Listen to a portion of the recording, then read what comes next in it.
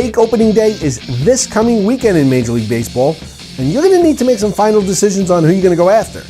Now, for those of you that sent in questions that do not get answered here, check your Twitter feed and you'll hear from me there. I just can't get to all of you in this forum, but if you did send me a question, I will definitely get back to you with a response. All right, you know the drill, you know how this works. For the sake of brevity, I will not be reading out everybody's Twitter handles. You should know your question when you hear it because you wrote it. And you really don't want the folks in your league knowing that you're asking me these things anyway. Kind of tips off what you're thinking.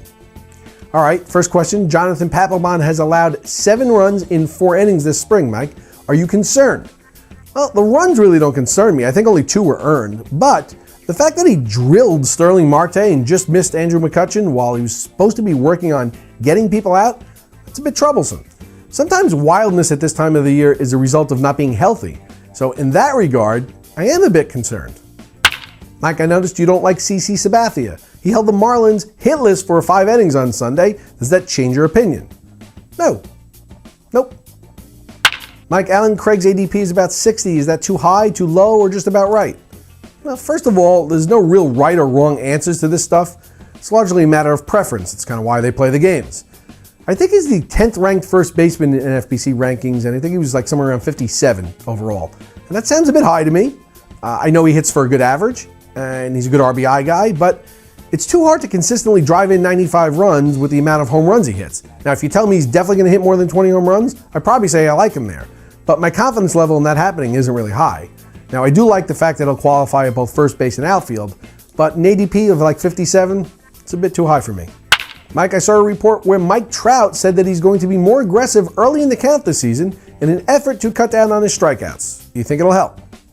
Help what? Help him get drafted before the first pick?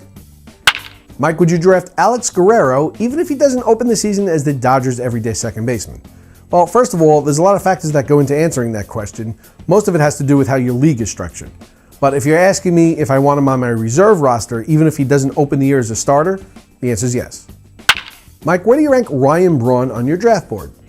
Well, I've got him 3 behind Trout and Cabrera, just ahead of Goldschmidt and McCutchen.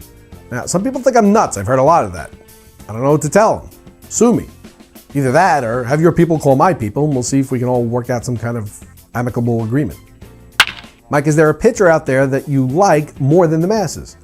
There's actually quite a few. One I love in particular is the Reds' Tony Cingrani. I think the Reds actually have 3 top 25 starters in Bailey, Latos, and Cingrani. I keep hearing people say that he throws too many fastballs, though.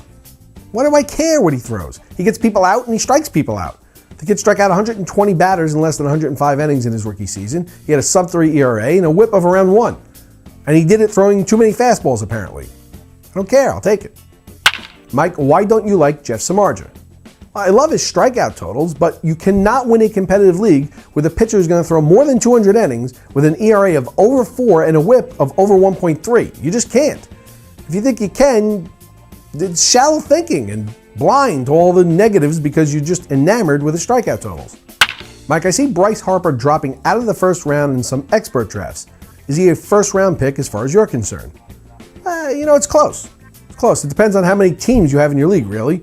I look at him as anywhere between 11 and 14. So he's either at the tail end of a first round or the beginning of the second round, depending on how many teams you have. Mike, what are your thoughts on Sonny Gray? Well, the last I looked, he had an NFC ADP of about 153. Now, he's not pitched well at all this spring, and I imagine it's possible that he pitched himself out of a rotation spot, although I don't think it's likely. Either way, whether he does or he doesn't, he definitely showed me enough last season that I'd love to have him. So if he's still around in your league anywhere near pick 150, I'd be ecstatic to be able to get him at that point. All right, that's all for this week, folks. Keep those cards and letters coming. And please, no more Billy Hamilton questions. I'm begging. No more.